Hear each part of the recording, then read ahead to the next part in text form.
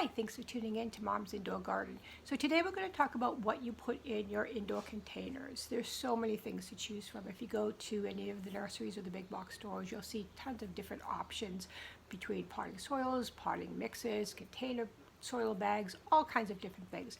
So today we're going to figure out what you should put in your indoor garden specifically and the difference between them so you can look at those bags and kind of know what you're looking at. So the question is, what's the difference between potting soil and potting mix, and why should it matter, and which is best for your indoor garden? So let's take a look. So I have three typical bags here, and I just pulled three random ones. People have different ways of deciding which they like best. I like organic. Some people just like things with extra fertilizer. It's all personal choice. I don't know that there's one that's necessarily better than the other as far as what's going to give you the best results, except for you do need to be careful when you're potting inside a container. You need to make sure that the soil is going to remain very loose and airy for your plants. That's really just the number one most important thing. After that, it's just whatever works best for you. So we have different ones here. They actually call this potting mix, but it has fertilizer, and in this case it actually has compost in it, and so that makes it really heavy. It does say it's for container gardening, specifically for containers, but when you look at the weight, it is 15.2 pounds for 32 dry quarts. When you compare that to a starting mix, which is doesn't actually say how much I measured. I weighed it though. It was 3 pounds for a starting mix, and then a potting mix without the fertilizer is 8 quarts, 3.5 pounds. So if you look at the weight of all these things, that's honestly the most important thing you have to worry about. Weight means density. Less weight, less dense. And your soil, your plants will be happy with that type of soil. So any of these will work, but there are things you need to worry about, and let's talk about that a little bit. So I open up the container garden soil, and if you can see, it's pretty dense, and I squeeze. It stays together for just a minute. It will break apart. It's not too bad. And this is pretty good for containers. I wouldn't personally use this direct. I would add something to it, which I'll show you in a few minutes. But this is pretty good.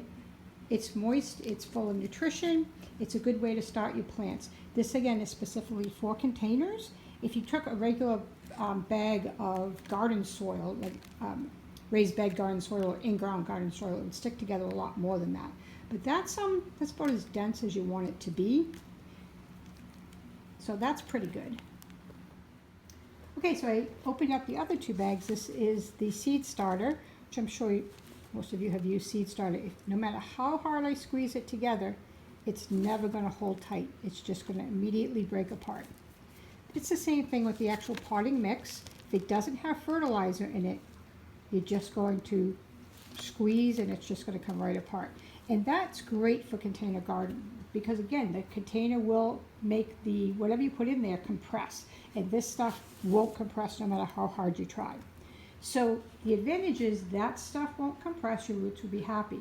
The disadvantage is it doesn't really contain any nutrients.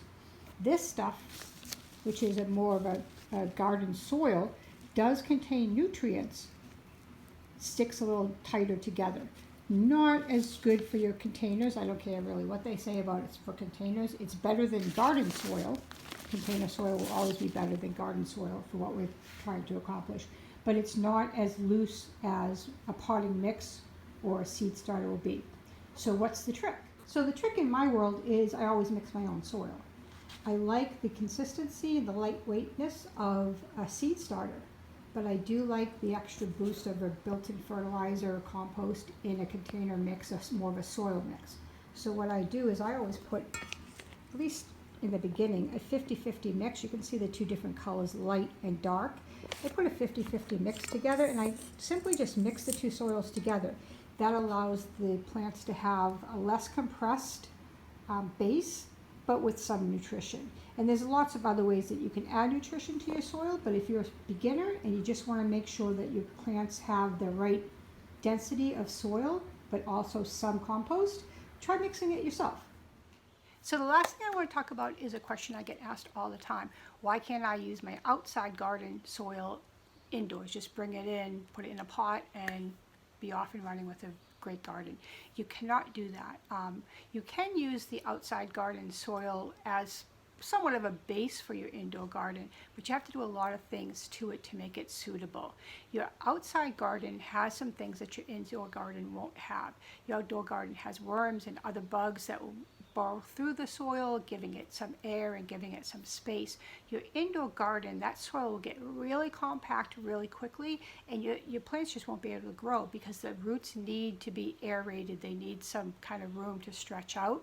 And so the outside soil becomes way too dense. So that's why you see all those packages of potting soil and potting mix, because there really is a science behind it, and you need to understand what you're getting. So basically the bottom line is, don't use your outside soil inside unless you do things that are going to help it aerate, which would be adding some vermiculite or some perlite or something else that will make sure that that soil stays loose. Okay, so talking about outside garden soil, I have an outside garden, as surprising as that may be, and I actually use a lot of compost in my outside garden. So I took this and measured it against the potting mix, and it weighs about 20% more by volume than the potting mix. So I'm going to take the potting mix, and then I'm going to use one of these premixes that already have vermiculite in them and cocoa and stuff like that, and I'm going to mix probably 60-40 with the outside garden soil and mix that together. And then that's okay to use in containers, but you have to just watch the weight. Only you can tell. You want your soil to be dense like this, not any denser than that right there. This is still good because it breaks apart, but I wouldn't go any denser than that. Your plants will appreciate the loose soil. Okay, so potting soil versus potting mix, bottom line. Potting soil is great. It does contain nutrients because it has compost in it, so it does give your plants right off the bat things that they need. But it does tend to get really dense, so you have to be careful about what you plant in, and if whatever you're planting in likes a little extra room, a little extra aeration, potting soil may not be it. You could also use potting soil and potting mix together to kind of aerate it and get those nutrients. I personally prefer potting mix because I prefer putting my own fertilization in there, and there's a lot of different ways you can fertilize your indoor plants.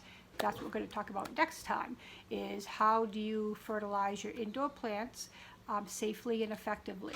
So if you have potting soil, even if you have some older potting soil, you can still use that, and potting mix, you're going to need to add something. So we'll talk about that next time. Thanks for tuning in. Don't forget to subscribe. Please add comments. Any suggestions you have would be really helpful. Thanks a lot.